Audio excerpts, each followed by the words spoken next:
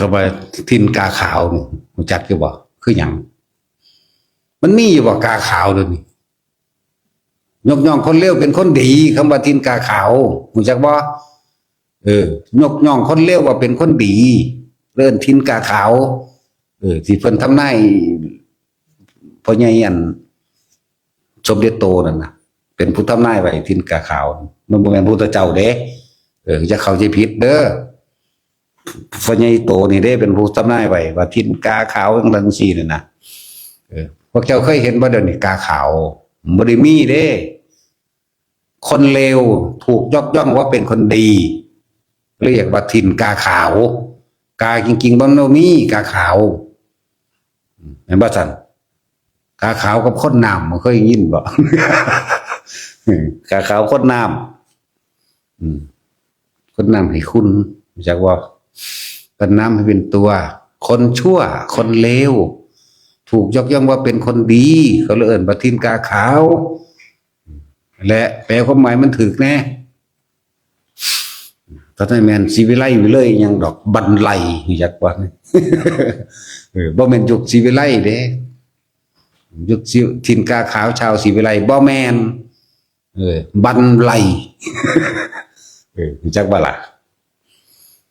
เมื่อคนเลวคนโกงคนกดขี่ข่มเหงคนเอาเปรียบคนชั่วช้าสารเลวนี่เห็นบ่นี่ถูกยกย่องว่าเป็นคนดีบ้านเมืองนั้นจะมีแต่ความบันไลบ่แม่นทินกาขาวชาวศรีวิไลกลับกันเอาแน่ว่าเป็นติเดียวนี้เพราะงั้นนี่ก็เว้าให้คนงงหลายคนซุมื้อมันหังบ่จักทีบจักแดนอยู่เพราะใหญ่โตนี่ เพราะใหญ่โตพวกมันรังสีนี่ นั่นแหละทินกาขาวเมื่อยุคใดสมัยใดที่คนชั่วคนเลวถูกยกย่องว่าเป็นคนดียุคนั้นสมัยนั้นย่อมบรรลัยเพราะว่าคนทั้งหลายเหล่านั้นไม่มีศีลไม่มีธรรมไม่มีคุณธรรมฟังไปในเด้อบาทนี่จะมาย่องเอาตะเข่าขางจากของหลายทินกาขาวมีพ่อค้าชาวต่างชาติต่างๆสิเข้ามา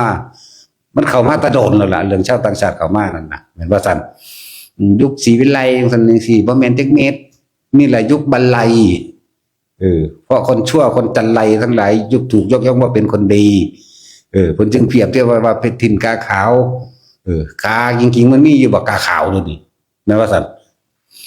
ถ้าพิราบขาวมันพอมีอยู่เด้ แล้วนั่นแหละคือความเข้าใจผิดที่บอกมาทั้งเบิดให้ทุกคนพึ่งตนเองเอาธรรมะนั่นแหละเป็นเครื่องดำเนินชีวิตคิดยังพูดยังกระทำสิ่งใดก็สร้างให้เป็นไปตามความเป็นจริงเอาคำสอนพระพุทธเจ้าบุคคลใดก็ช่างที่ไม่ได้เอาธรรมะไม่มีธรรมะเป็นเครื่องดำเนินชีวิตชีวิตของบุคคลทั้งหลายเหล่านั้นย่อมหาทางพ้นออกจากทุกข์ไม่ได้มีแต่จมกับจมเป็นกับเป็นกันเป็นอสงไขยโผล่ขึ้นมาเป็นมนุษย์ครั้งหนึ่งทำความเลวลงไปอีกนั่นว่าล่ะมันจะเอาออกจังไดมันมีแต่เกิดมาด้วยความโลภเกิดมาด้วยความเห็นแก่ตัวเกิดมาด้วยความอยากได้แต่ผู้เดียวเนี่ยเกิดมาด้วยความปรารถนาว่าให้ตัวเองยิ่งใหญ่อยู่ผู้เดียวไหมปรารถนาสุขแต่เพียงผู้เดียวแต่ทุกข์ของผู้อื่นมันบ่เห็นอะไรว่าล่ะเหมือนพวกทินกาขาวนั่นแหละเงินวัดมันกะโกงภาษีประชาชนอันเป็นเงินเพื่อสิใส่ในส่วนร่วมในการบำบัดทุกข์บำรุงสุขให้แก่หมู่เหล่าประชาชนทั้งหลายจึงมีการเสียภาษีจ้างทหารจ้างตำรวจจ้างคู่จ้างข้าราชการต่างๆเพื่อที่จะให้นำความยุติธรรมให้สู่ประชาชนแต่ว่ากลับมาโกงเงินประชาชนและรังแกเบียดเบียนข่มเหงทำร้ายประชาชนด้วยอาศัยอำนาจว่าตัวเองเป็นข้าราชการอาศัยว่าตัวเองเป็นผู้ถือกฎหมายกฎหมายถ้าบ่มีคุณธรรมบ่มีความศักดิ์สิทธิ์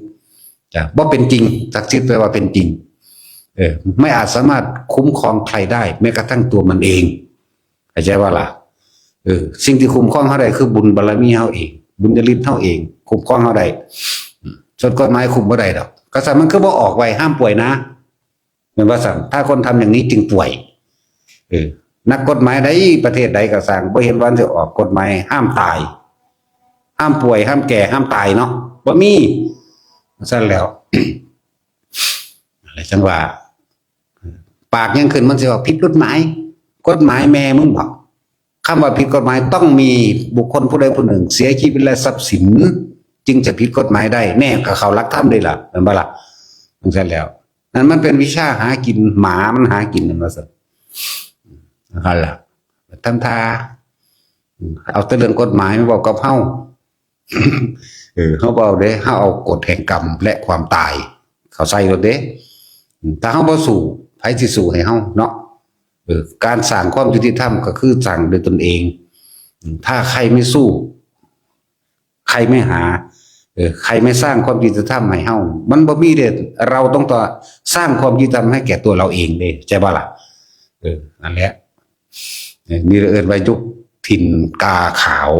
คนชั่วช้าสารเลวถูกยกย่องว่าเป็นคนดีเมื่อใดที่คนชั่วช้าสารเลวเห็นแก่ตัวถูกยกย่องว่าเป็นคนดีเมื่อไหร่เมื่อนั้นบ้านเมืองนั้นย่อมเข้าสู่ความวิบัติบันไลเข้าใจว่าล่ะนี่แหละคำว่าตีนกาขาวเศร้าสีวิไลเข้าใจว่าเอาสมทาน